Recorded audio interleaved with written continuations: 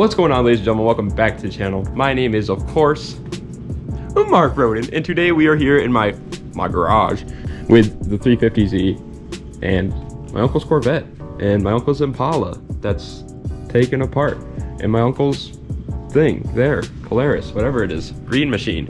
And we're going to be telling you I'm going to be telling you if, in my personal opinion, if you should buy a salvage title, rebuilt title, Copart, auction. Well, actually, auction should be okay as long as it's clean title, but rebuilt title, salvage title, a car that's been sitting for a long time, something like that matter. A car, pretty much salvage title or rebuilt title car. The reason why, before we even get into it, in case you guys are like, well, what does this guy know? This car was a salvage title. My uncle's Corvette was a Copart car that was obviously also a salvage title. This Impala was a salvage title, and I have been hands-on. Oh, my PT Cruiser actually was in an accident. We had to fix that, but that was kind of my fault, so I don't get into that. But I know what I'm talking about when it comes to these salvage title cars and what you're gonna get when you buy one. And so I figured I should make a video to let you guys know, because salvage title cars are so tempting because they're so much cheaper than a clean title. And so I figured, why not? Also, guys, before we get into the video, first of all, check out the fit. I got these new shoes. I think they look fire. But also, if you want to buy a SmoothStance merchandise, summer's coming. We got shorts, we got shirts, and we got hats. Head on over to www.smoothstance.com/shop to buy yourself any of those puppies. But yeah, let's get right into the video on if I think you should buy a salvage title car.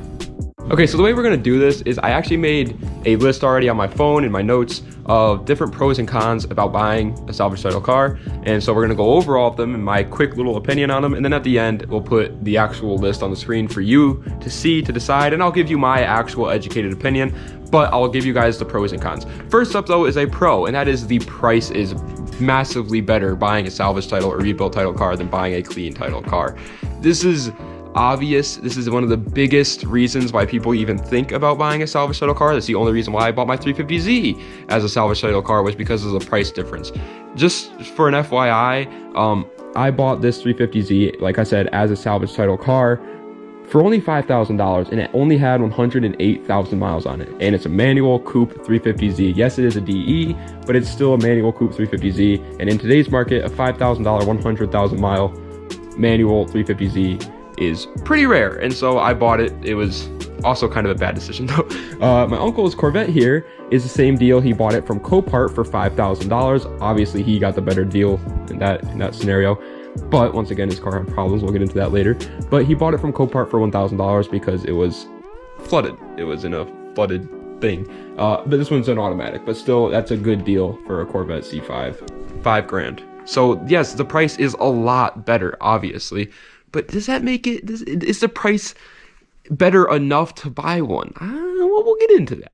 The first of many of the cons to buying a salvage title car also has to do with money, and that is the resale value on a salvage title car is terrible. If I wanted to sell this 350Z right now as it sits, well, actually I'd put the nice wheels on, lower it a little bit in the back, put the duckbill on, but if I sold it this way, it'd be hard for me to get any more than $5,000.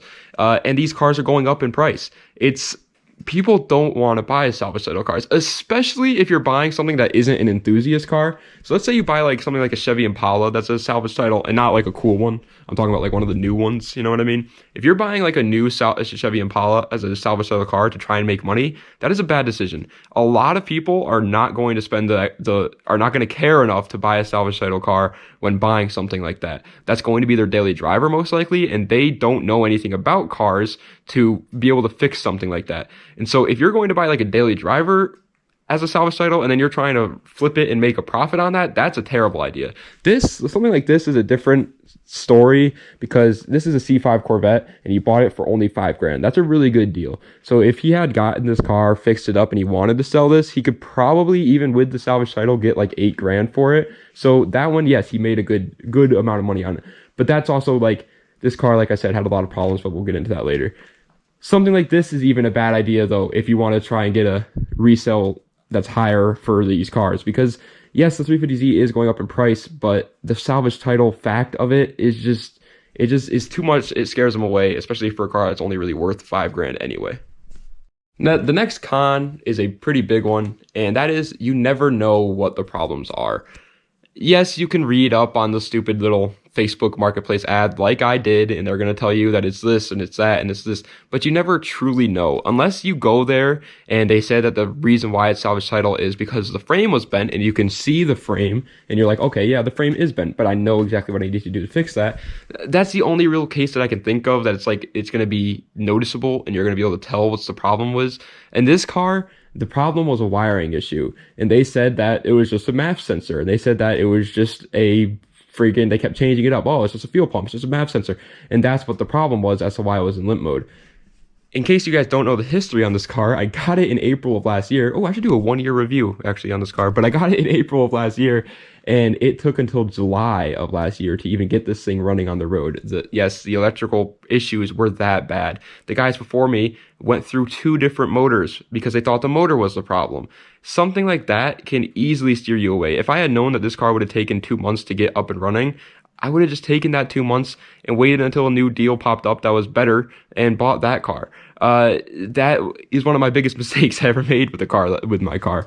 It's you need to know what you're getting yourself into in buying a car, and unfortunately with salvage title cars, it's very rare that you know exactly what the actual problem is and what caused it to be a salvage title. Yes, people can say it's running and driving, but the car is never going to really be the same.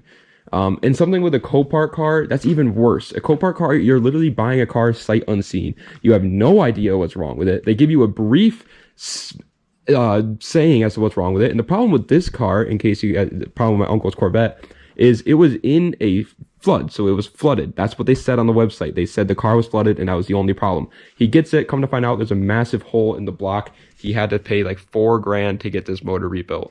Yeah, that sucks. So you never know what's wrong with it. You're buying someone else's project, and that's incredibly, incredibly scary. Next is, and this is a really small one, but you're never going to be able to get the stock experience out of the car. A salvage title car has always been touched. Okay, if it was in an accident and then it got fixed, it's been fixed. Or if you buy it, that's like this one where it was already in the accident and then you fix it yourself, it's been changed. You're never going to be able to experience that car in its stock form. And some people that can draw it away from people, me, I don't really care too much about it, but I just thought I should put it here. Next is actually a pro. Finally, something that's good about having a salvage title car. You're never going to care about beating it up. Because you bought yourself a car that you know you're not going to flip for money, at least I hope so. So you don't really care about if it's going to stay as clean as you once got it. And so you're gonna have fun with it. You're gonna have a lot more fun with a salvage title car. You're gonna be a lot more free with a salvage title car, at least if you have the right mindset. But it's going to be a blast. It's going to be a lot of fun when it's running and when you've got through all the BS. Then you're gonna have so much more fun than in a car. Like, let's say I had bought in a 370Z fresh off the line.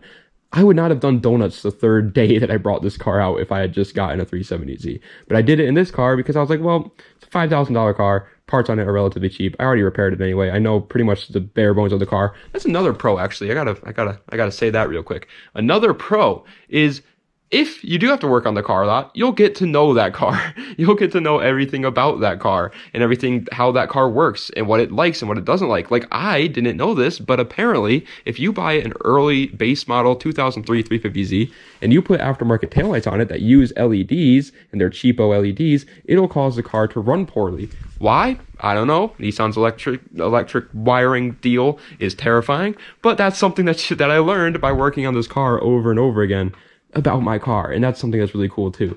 But yeah, if you buy yourself a salvage title car, chances are you're not going to really care too much if it gets a little bit hurt, if it gets a little destroyed, because it's just a salvage title car. It's a lot cheaper. You know what you got yourself into.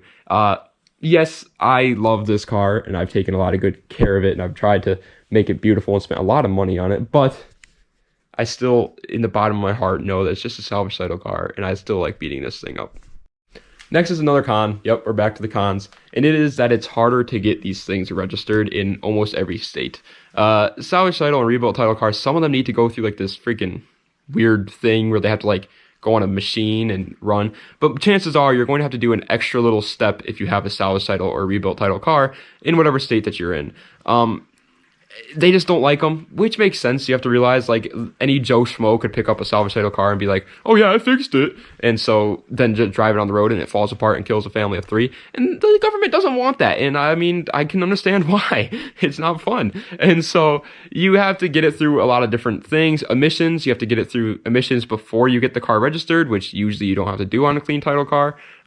There's a lot of things that you have to do to the car to get it through different things before you can even register it, and that can kind of steer people away, but I promise it's not as bad as you would think. I thought it was going to take like a 2-month process. It wasn't. I went there and they just told me, yeah, you got to get it through emissions, you need a bill of sale, and you need the title. And I was like, okay. that was it. Some of them, I think in some states, salvage title is different than a rebuilt title. Some states, they don't care as long as it's a salvage title or a rebuilt title. And some states don't care at all, and it's pretty much just like having a clean title. But definitely do your research on that in whatever state you live in, because you don't want to have to buy a car and then wait 2 months to get it on a stupid machine just to say that it's road ready. And then you have to go there, then you have to get it through emissions and all that stuff. That's just a big hassle. So definitely look into that.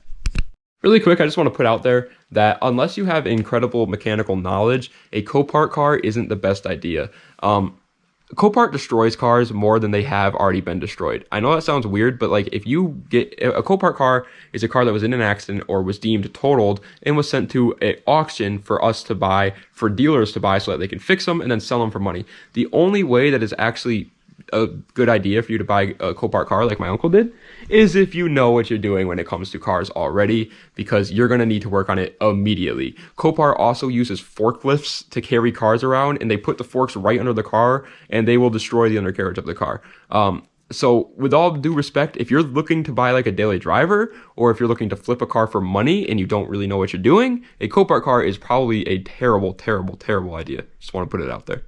All right, and finally, I guess con or it's not either one of them. It's just a tip from me to you. We're all done with all the cons and pros. But the last thing I want to say, if you're going to buy yourself a salvage title or rebuilt title car, do a VIN check. Okay, do a VIN check or ask the guy why it's a salvage title. If it's a dealership, they can't lie to you. Legally, they cannot lie to you. If it's a private seller, he could lie to you, but whatever.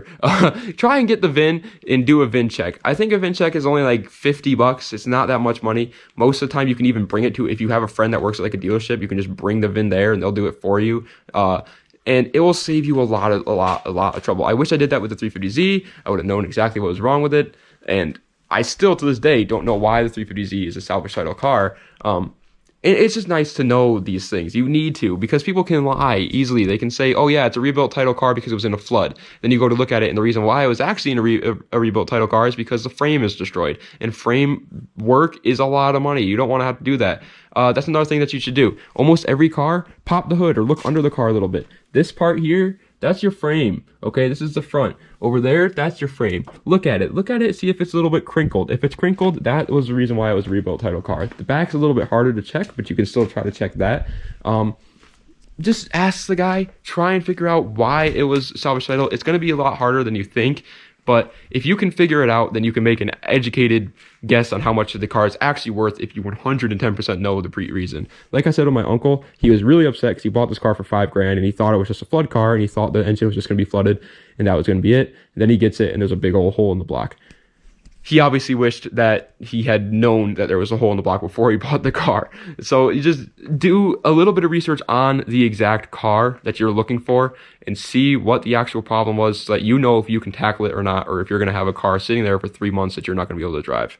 But that is the end of today's video, guys. I hope you enjoyed. If you did, be sure to like, comment, and subscribe. Let me know another video that you guys want to see down in the comment section below. Also, if you've ever bought in a salvage title car or a rebuilt title car, please, by all means, leave a comment letting people know some other cons and pros about it.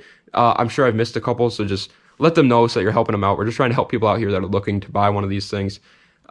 My educated opinion on if you should buy a rebuilt title or a salvage title car, here's the conclusion, I guess, of the video, is if you're a car guy with mechanical knowledge and it's going to be your fun car, yes, I do think you should buy it. If you're not a car guy with no mechanical knowledge and you're just buying a car to daily drive to work and back, no, I don't think in any circumstance you should buy it. Usually the price difference between a clean title car and a salvage title car is only going to be like $2,000, and at that point, you're probably going to be paying the mechanic more money in labor to get your car up and running anyway. So I would just recommend just buying a clean title car. But yeah, that's my educated opinion on it. Thank you guys so much for watching. I appreciate it. Das Vidania. Have a nice night.